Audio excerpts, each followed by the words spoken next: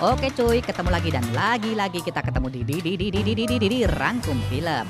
Oke cuy, seperti biasa saya sampaikan terima kasih banyak buat teman-teman yang selalu nungguin rangkuman film di channel ini. Saya doakan kalian semua agar selalu dalam keadaan sehat walafiat. Karena apa? Ya, betul sekali.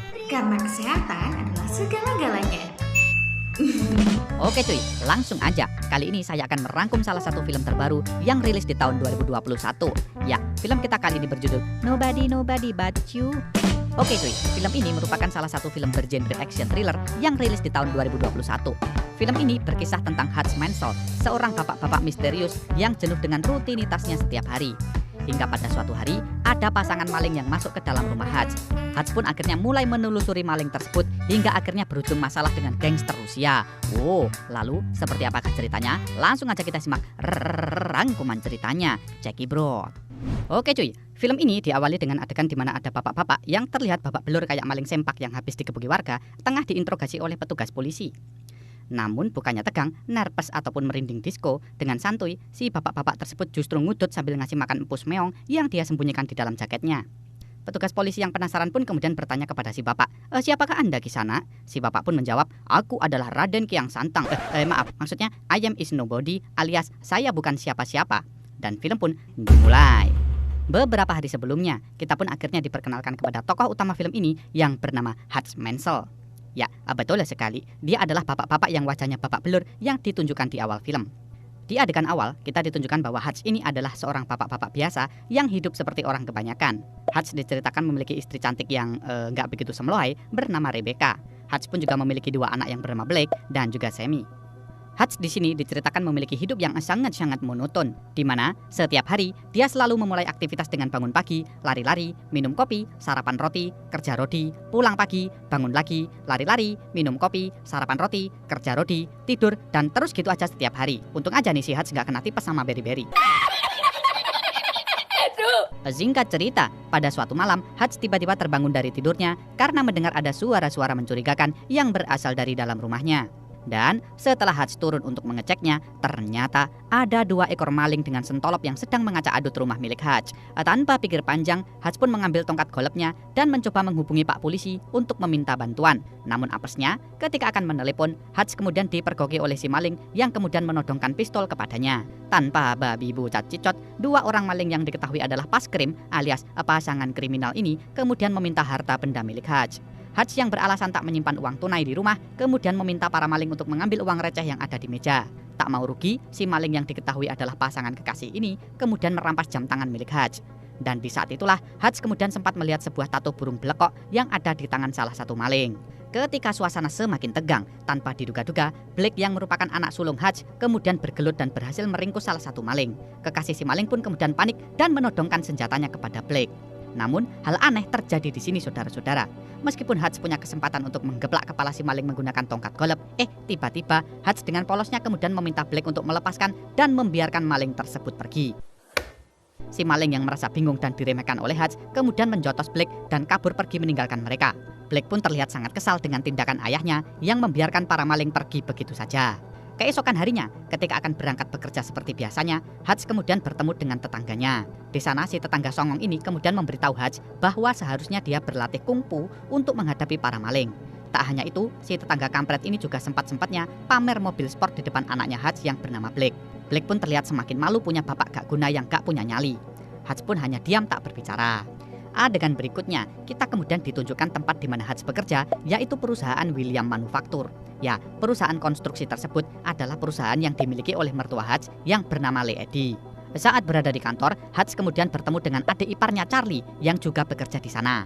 Charlie yang kebetulan mengetahui kejadian semalam dari Blake, kemudian mengatakan bahwa Hutch ini adalah seorang ayah yang pengecut. Charlie pun kemudian memberikan sebuah senjata api kepada Hutch untuk berjaga-jaga jika nanti ada maling lagi yang menyatroni rumah mereka. Hutch pun kemudian menyimpan senjata tersebut di dalam kelokas di kantornya. Adegan berikutnya, ketika Hutch tengah bersantai di ruangannya, sebuah hal aneh pun terjadi saudara-saudara. Lewat sebuah radio tape merek Simba, Hutch diperlihatkan tengah mengobrol dengan seseorang yang tak diketahui namanya. Diceritakan, lewat radio canggih tersebut, seseorang yang diketahui adalah teman Hutch ini ternyata juga mengetahui kejadian yang Hutch alami semalam. Dan dengan sangat mengejutkan, di sana Hutch pun akhirnya menceritakan kepada temannya kenapa dia membiarkan maling-maling tersebut pergi. Ya, dengan sangat mengejutkan, lewat indera pendengaran dan penglihatannya yang sangat-sangat tajam, Hutch ternyata mampu mengetahui detail senjata yang digunakan oleh para maling. Dan kerennya lagi, hanya lewat instingnya, Hutch juga bisa mengetahui bahwa senjata yang digunakan oleh maling tersebut adalah senjata tanpa peluru alias kosong. Teman Hutch yang berbicara lewat radio pun memahami tindakan Hutch. Dia pun juga meminta Hutch untuk tidak melakukan hal bodoh lainnya. Adegan berikutnya, kita kemudian diperlihatkan Hutch tengah mengunjungi ayahnya yang bernama Mbah David di panti jompo. Sebagai anak yang soleh dan berbakti, Hutch diceritakan kerap mengunjungi ayahnya dan sering membawa makanan kesukaan ayahnya, yaitu seblak setan, kuaci rebo, dan es kepal Milo. Di panti jompo, hanya dengan melihat wajah anaknya yang memelas, Mbah David ternyata menyadari bahwa putranya tengah sedih karena dianggap sebagai ayah yang pengecut. Dan dengan bermaksud menghibur anaknya, Mbah David yang sambil kepedesan makan seblak kemudian menunjukkan sebuah foto dan berkata, "Kamu masih ingat kan siapa kita dulu?" Wow, apakah yang Mbah David maksud saudara-saudara? Singkat cerita, setelah mengunjungi ayahnya, Hutch pun kemudian pulang ke rumah. Sesampainya di rumah, putrinya yang bernama Semi ternyata merasa sedih dan galau karena kehilangan gelang kucing miliknya yang dimana waktu itu dia taruh di dalam mangkok uang receh yang digondol oleh para maling. Mendengar hal tersebut, tiba-tiba Hutch merasa sangat kesal dan kembali ke tempat ayahnya di panti jompo. Di rumah ayahnya, Hutch kemudian diperlihatkan mengambil pistol dan juga sebuah kartu identitas FBI bekas milik ayahnya Mbah David. Dan dari sinilah kita akhirnya mengetahui bahwa Mbah David dulu adalah seorang agen FBI terkenal. Berikutnya, dengan membawa pistol dan kartu identitas milik ayahnya, Hutch kemudian teringat tato burung belekok yang ada di tangan salah satu maling. Hutch pun kemudian memutuskan untuk mendatangi satu persatu studio tato untuk mencari di mana para maling tersebut berada. Singkat cerita, setelah mencari kemana-mana, Hutch pun akhirnya sampai di sebuah studio tato yang tersembunyi. Namun di sana, ketika Hutch menunjukkan kartu identitas FBI milik ayahnya, ternyata si pemilik studio tato mengetahui bahwa kartu tersebut sudah kadaluarsa. Para pengunjung pun menertawakan Hutch yang dianggap adalah agen abal-abal. Adegan berikutnya, ketika Hutch tengah ditertawakan, tiba-tiba seorang pengunjung secara tidak sengaja kemudian melihat sebuah tato kartu remi yang berada di tangan Hutch. Dan seakan melihat hantu yang sangat-sangat menyeramkan, orang tersebut kemudian lari terbirit-birit kayak kebelet cepirit. Dan lewat kejadian itulah, si pemilik studio tato kemudian menyadari bahwa Hutch ini bukanlah orang sembarangan, saudara-saudara. Singkat cerita, lewat informasi dari pemilik studio tato tersebut, Hutch akhirnya menemukan alamat para maling yang sempat menyatroni rumahnya. Dan tanpa babi bucat cicot berat-berat, dengan brutal Hutch kemudian menghajar si maling dan meminta kembali jam tangannya dan juga gelang kucing milik putrinya Semi. Tetapi sayang sekali, pasangan maling tersebut ternyata tidak mengetahui barang yang dicari Hutch. Merasa para maling ini berbohong, Hutch dengan emosi kemudian menodongkan pistolnya kepada si maling. Dan ketika Hutch semakin emosi karena gelang kucing anaknya tak kunjung ketemu, tiba-tiba Hutch mendengar suara tangisan bayi. Ya, betul sekali, suara tersebut berasal dari bayi si pasangan maling yang masih imut-imutnya. Dan entah mungkin karena merasa kasihan, Hutch pun kemudian meninggalkan para maling tersebut. Adegan berikutnya, merasa kesal bahwa para maling ternyata tak mengetahui gelang kucing anaknya, Hutch pun kemudian pulang ke rumah dengan menaiki bis Mira. Namun, ketika sedang menaiki bis, tiba-tiba segerombolan pemuda kupro yang lagi mabuk ciu kemudian membajak bis secara paksa dan mencoba menggoda seorang gadis cantik yang ada di dalam bis tersebut. Lagi dan lagi, merasa kesal dengan ulah para pemuda mabuk tersebut, Hutch pun kini kembali terbakar emosi. Dengan santainya, Hutch kemudian menyuruh sopir bis tersebut untuk pergi dan berniat untuk memberikan pelajaran kepada para pemuda teler tersebut. Singkat cerita, dengan GG-nya, Hutch yang kita kira adalah bapak-bapak pengecut, tiba-tiba kesurupan Bruce Lee featuring Mike Tyson. Dengan sangarnya, meskipun menghadapi musuh yang banyak, Hutch kemudian berhasil menghajar satu persatu pemuda mabuk tersebut hingga terluka parah. Meskipun Hutch juga terkena luka tusuk, nyatanya Hutch mampu membereskan para berandalan tersebut seorang diri. Wow, siapakah sebenarnya Hutch ini, saudara-saudara? Singkat cerita, setelah mengajar para berandalan tersebut, Hutch kemudian pulang ke rumahnya. Sesampainya di rumah, seakan sudah mengetahui sisi lain dari suaminya, Rebecca kemudian mengobati luka yang ada di tubuh Hutch. Adegan berikutnya, kita kemudian diperlihatkan ada seorang bos besar mafia Rusia yang bernama Julian. Julian ini adalah pimpinan OPSEC, yang merupakan organisasi kriminal yang sangat ditakuti.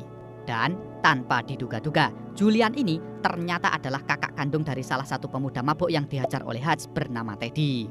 Mengetahui bahwa sang adik dihajar sampai babak belur hingga masuk puskesmas, dengan emosi, Julian pun menanyakan kepada teman-teman adiknya tentang siapa yang telah berani melukai adik kesayangannya. Dan lewat teman adiknya yang masih terbaring lemah di puskesmas, Julian pun akhirnya mendapatkan kartu langganan bis Mira milik Hutch yang jatuh saat menghajar adiknya Teddy dan kawan-kawan mendemnya. Dan karena merasa Hutch ini bukanlah orang sembarangan karena mampu menghajar Teddy dan kawan-kawannya meskipun hanya seorang diri, Julian pun kemudian memerintahkan anak buahnya untuk menyelidiki siapakah sebenarnya Hutch ini. Di hari yang sama, ketika tengah makan malam bersama keluarganya, Hutch tiba-tiba dihubungi oleh temannya yang biasa berkomunikasi lewat radio. Di sana, lewat telepon, teman Hutch ternyata memperingatkan dirinya bahwa salah satu pemuda yang dia hajar sampai sekarat kemarin adalah Teddy, adik kandung dari bos mafia Opsak yang bernama Julian. Teman Hutch pun memperingatkan dirinya untuk berhati-hati karena Julian adalah orang yang sangat kejam. Tapi Hutch terlihat santuy dan biasa aja. Adegan berikutnya, Julian diceritakan tengah memerintahkan anak buahnya untuk menyelidiki siapakah Hutch yang sebenarnya. Dan ketika anak buah Julian akhirnya mampu meretas situs milik FBI, betapa kagetnya dirinya mengetahui bahwa Hutch adalah salah satu agen khusus pemerintah yang sangat dirahasiakan identitasnya.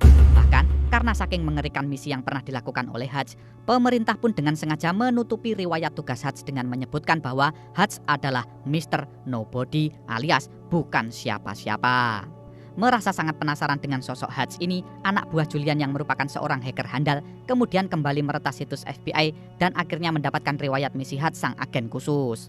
Dan betapa mengejutkannya ketika sudah mendapatkan riwayat misi besar yang pernah dilakukan oleh Hutch, dengan sangat ketakutan anak buah Julian kemudian mengundurkan diri dari Opsak dan memperingatkan Julian bahwa Hutch adalah orang yang sangat-sangat berbahaya. Oh, gila. Singkat cerita, Julian yang telah mengetahui keberadaan Hutch pun kemudian menyuruh anak buahnya untuk menangkap Hutch hidup-hidup. Dia pun menyuruh anak buahnya untuk menyerbu rumah Hutch ketika malam hari. Di sisi yang lain, mengetahui bahwa keluarganya dalam bahaya, Hutch pun kemudian menyuruh istri dan anak-anaknya untuk bersembunyi di dalam basement. Dan akhirnya pertempuran pun terjadi, saudara-saudara. Dengan persenjataan lengkap, anak buah Julian kemudian menyerbu masuk ke dalam rumah untuk menangkap Hutch. Namun ternyata Hutch yang hanya bersenjata stick baseball dan juga sebuah peso dapur ternyata mampu memberikan perlawanan dan mampu menghabisi beberapa dari anak buah Julian. Namun sayang sekali, setelah baku tembak yang sengit, karena jumlah mereka yang cukup banyak, Hutch pun terpojok dan akhirnya berhasil dilumpuhkan setelah lehernya disetrum menggunakan setrum iwak kali. Hutch pun kemudian diseret dan dimasukkan ke dalam bagasi mobil untuk dibawa ke hadapan Julian, si bos mafia dari Rusia. Adegan berikutnya, ketika Hutch disekap di dalam bagasi mobil, secara mengejutkan, Hutch sang mantan agen profesional akhirnya berhasil melepaskan borgol di tangannya. Hutch pun dengan cerdiknya juga berhasil menyemprotkan alat pemadam kebakaran pada anak buah Julian hingga membuat mobil oleng dan menabrak tiang PLN. Hutch yang selamat pun akhirnya berhasil melarikan diri. Setelah berhasil melarikan diri, Hutch kemudian kembali ke rumahnya untuk memeriksa keadaan keluarganya. Di sana, setelah meminta istrinya Rebecca untuk pergi ke suatu tempat yang lebih aman, Hutch diperlihatkan membuka sebuah loker rahasia untuk mengambil puluhan batangan emas dan sejumlah uang. Dan lewat adegan inilah kita akhirnya ditunjukkan siapakah Hutch yang sebenarnya. Diceritakan lewat tato kartu remi di tangannya, Hutch ternyata adalah salah satu anggota elit pemerintahan yang sangat dirahasiakan. Bahkan dikatakan semua badan intelijen negara tidak berani mengusiknya. Hutch diketahui bekerja sebagai eksekutor pemerintah untuk beberapa misi penting. Tetapi karena Hutch menginginkan untuk hidup normal dan memiliki keluarga, Hutch pun akhirnya memutuskan untuk pensiun beberapa tahun yang lalu. Adegan berikutnya, setelah membakar rumahnya untuk menghilangkan bukti, Hutch dengan isengnya kemudian mencuri mobil sport milik tetangganya yang sombong. Hutch pun kemudian diceritakan pergi menuju ke suatu tempat. Di sisi yang lain, selain memerintahkan untuk menangkap Hutch, Julian ternyata juga menyuruh anak buahnya untuk pergi ke panti jompo untuk menculik ayah Hutch yang bernama Mbah David. Namun, ketika anak buah Julian menodongkan senjata kepada Mbah David, tiba-tiba, boom! Mbah David yang merupakan veteran agen khusus FBI ternyata berhasil menghabisi dua penjahat tersebut dengan mudahnya. Gila, ini Mbah-mbah Russo. Adegan berikutnya, dengan menggunakan puluhan batangan emas yang dia miliki, Hutch pun akhirnya memutuskan untuk membeli pabrik milik mertuanya yaitu Lady. Dan tanpa pikir panjang, karena tergiur puluhan batang emas yang Hutch bawa, Lady pun kemudian menyetujui tawaran dari menantunya begitu saja. Setelah menyuruh Lady dan karyawan pergi untuk meninggalkan pabrik, akhirnya kita mengetahui apa tujuan Hutch membeli pabrik konstruksi milik mertuanya. Ya, benar sekali. Dengan sangat terampil, Hutch ternyata diperlihatkan sedang membuat sejumlah jebakan mematikan untuk Julian dan anak buahnya jikalau nanti akhirnya pertempuran terjadi di sana, saudara-saudara. Wow. Dan ketika tengah menyiapkan jebakan, lagi-lagi lewat radio Simba yang ada di ruangannya, teman misterius Hutch kemudian menghubunginya lagi untuk memperingatkan bahwa Julian adalah orang yang sangat berbahaya. Namun, seakan tak kenal rasa takut, Hutch pun menutup telepon dari temannya tersebut. Gila. Adegan berikutnya, setelah menyiapkan jebakan di pabrik miliknya, Hutch kini diperlihatkan menuju ke suatu tempat. Kemanakah dia pergi? Ya, benar sekali saudara-saudara, Hutch ternyata mengincar markas utama Opshack milik Julian. Mengetahui Julian sedang tak berada di sana, dengan sangat ahli, Hutch pun membantai habis seluruh karyawan Julian yang berada di sana. Meskipun sendirian, Hutch ternyata dengan mudahnya mampu menerobos markas Julian yang diketahui sebagai tempat pencucian uang. Seakan tak mengenal rasa takut, Hutch pun kemudian menyiramkan bensin dan membakar seluruh uang dan aset berharga milik Julian. Hutch pun nampak memberikan isyarat kepada Julian bahwa dirinya telah salah mencari gara-gara dengannya. Tidak selesai di situ, setelah berhasil membakar markas milik Julian, dengan pedenya, kini Hutch justru pergi ke sebuah klub malam milik Julian si bos mafia. Di sana, Julian yang tadinya lagi enak-enak karaoke nyanyi lagu Happy Asmara, tiba-tiba kaget dan terhenyak melihat Hutch, orang yang sedang dia buru, tengah makan sari miso tokoya sama wedang jahe di klub malamnya. Di sana, Julian pun kemudian menghampiri Hutch dan bertanya kepadanya, apakah dia kemari untuk menikmati makanan. Dan dengan santuinya, Hutch pun menjawab bahwa dirinya sengaja kemari untuk mendengar suara merdu Julian yang udah mirip kayak suara knalpot Brong Kesatria Baja Hitam. Mendengar bosnya dilecehkan, sontak anak buah Julian pun kemudian menodongkan pistolnya kepada Hutch. Namun, lagi-lagi dengan santuinya, Hutch justru memperlihatkan sesuatu di dalam resleting celananya. Bukan, maksudnya sesuatu di dalam jaketnya. Dan apakah itu? Boom! Ternyata Hutch sudah memasangkan bom siap ledak di dalam pakaiannya. Sontak, Julian pun mulai berpikir jernih dan menyuruh seluruh anak buahnya untuk pergi. Setelah anak buahnya pergi, Julian pun mencoba untuk bernegosiasi dengan Hutch. Karena sadar bahwa Hutch bukanlah orang sembarangan, Julian pun meminta kepada Hutch untuk berdamai dan melupakan apa yang telah terjadi. Namun, apakah jawaban Hutch? Boom! Setelah menghabiskan makanannya, Hutch ternyata merasa emosi karena ulah Julian yang menyuruh anak buahnya menyerbu rumahnya. Hutch merasa Julian sudah melakukan kesalahan besar dengan membahayakan anggota keluarga Hutch. Sebagai balasan, Hutch pun mengatakan bahwa dia telah membakar seluruh harta dan aset berharga miliknya. Hutch pun dengan terang-terangan menantang Julian untuk gelut dengannya. Hutch pun kemudian pergi dan menaiki mobilnya. Ketika Hutch akan pergi, Julian yang merasa marah dan diremehkan pun akhirnya keluar dan menyuruh semua anak buahnya untuk mengejar Hutch. Aksi tembak-tembakan dan kejar-kejaran pun berlangsung sangat sengit di jalanan. Hingga akhirnya Hutch berhasil menggiring gerombolan Julian untuk menuju pabrik yang sudah dia siapkan sebelumnya. Singkat cerita, karena menghadapi musuh yang sangat-sangat banyak, Hutch yang kewalahan pun akhirnya sempat tertembak dan terdesak. Namun untunglah, ketika keadaan sudah sangat genting, tiba-tiba muncullah seseorang yang membantu Hutch dari dalam pabrik. Siapakah dia? Ya, dia adalah Harry, rekan satu angkatan Hutch yang selama ini berkomunikasi lewat radio Simba. Harry ini diketahui adalah mantan penembak jitu yang sudah mengenal Hutch sejak kecil. Tak hanya Harry, Mbah David yang juga merupakan veteran anggota FBI pun dengan GG-nya juga diperlihatkan membantu putranya untuk menghadapi anak buah Julian yang mulai merangsek masuk ke dalam pabrik. Adegan berikutnya, pertempuran antara Hutch dan Julian si bos mafia dari Rusia pun akhirnya terjadi saudara-saudara. Dengan sangat terencana, di dalam pabrik, Hutch pun akhirnya berhasil menghabisi anak buah Julian dengan berbagai macam jebakan yang sudah dia buat. Di sisi yang lain, dengan sangat keren, Mbah David yang udah bau minyak kapak pun ternyata juga masih bisa mengatasi anak buah Julian yang jumlahnya sangat banyak. Tidak mau kalah, Harry si penembak jitu pun juga ikut memamerkan skillnya dengan menghabisi 3 orang penjahat hanya dengan 1 tembakan saja. Tak butuh waktu lama, mereka bertiga pun akhirnya berhasil menyapu bersih anak buah Julian. Gila. Adegan berikutnya, secara mengejutkan, Julian yang berhasil selamat dari ledakan granat kemudian menembak Harry dan membuat Hutch dan ayahnya terpojok. Dan karena persenjataan mereka sudah habis, Hutch pun akhirnya mau tidak mau mengeluarkan senjata terakhirnya. Ya, benar sekali saudara-saudara, Hutch akhirnya nekat mengeluarkan sebuah bom untuk menghabisi Julian. Singkat cerita, dengan terlebih dahulu mengambil sebuah kaca anti peluru, Hutch pun kemudian berlari ke arah Julian yang terus menembakinya dengan membawa sebuah bom aktif. Dan di saat-saat genting, akhirnya, boom! Sebuah ledakan pun akhirnya menewaskan Julian, si bos mafia kejam. Dan karena berlindung di balik kaca anti peluru, alhamdulillah Hutch pun berhasil selamat dari ledakan bom tersebut. Tak lama setelah kejadian tersebut, Hutch pun mendengar sirine polisi yang seperti biasa datangnya telat. Hutch pun kemudian dengan segera menyuruh ayahnya Mbah David dan sahabatnya Harry untuk segera pergi meninggalkan pabrik. Dan seakan tahu apa yang akan terjadi, dengan santuy Hutch pun kemudian menelepon ke rumah untuk mengabari istrinya. Dan di saat itulah Hutch akhirnya menemukan seekor kucing. Hutch pun akhirnya dibawa ke kantor polisi. Di akhir cerita, kita akhirnya kembali diajak ke adegan di awal film di mana Hutch tengah diinterogasi oleh petugas kepolisian. Di sana, sekali lagi, petugas polisi pun bertanya kepada Hutch tentang siapakah dirinya yang sebenarnya. Dan sekali lagi Hutch pun hanya menjawab bahwa saya bukanlah siapa-siapa. Wow, merasa kesal dengan jawaban Hutch yang tak mau mengakui perbuatannya, tiba-tiba dua orang petugas kepolisian tersebut kemudian mendapatkan telepon dari atasannya. Di sana, dua petugas polisi tersebut pun akhirnya mengetahui identitas asli dari Hutch, sang mantan agen khusus pemerintahan. Dengan sekejap, wajah petugas kepolisian tersebut pun berubah menjadi pucat. Gila. Di penghujung film, 3 bulan kemudian, kita diperlihatkan adegan di mana Hutch dan istrinya sedang membeli rumah baru karena rumah mereka yang lama sudah hangus terbakar. Dan seakan mengisyaratkan film ini masih ada kelanjutannya, tiba-tiba Hutch mendapatkan telepon dari seseorang. Di sana, setelah mendapatkan telepon, Hutch pun tiba-tiba bertanya kepada pihak marketing apakah ada basement di rumah tersebut. Dan film pun selesai. Oke cuy, itu dia rangkuman film kita kali ini yang berjudul Nobody. Meskipun film ini sedikit banyak mirip-mirip dengan John Wick, tetapi aksi tembak-tembakan, aksi gelut, dan aksi-aksi lainnya masih sangat oke buat dinikmati. Dan dengan ending dan post kredit di akhir film yang masih sedikit menggantung, film ini diyakini akan punya sequel lagi beberapa tahun mendatang. Oke, sekali lagi saya ucapkan terima kasih untuk teman-teman semua yang sudah menyimak rangkuman filmnya sampai habis. Jangan lupa like, komen, dan share videonya jika kalian suka.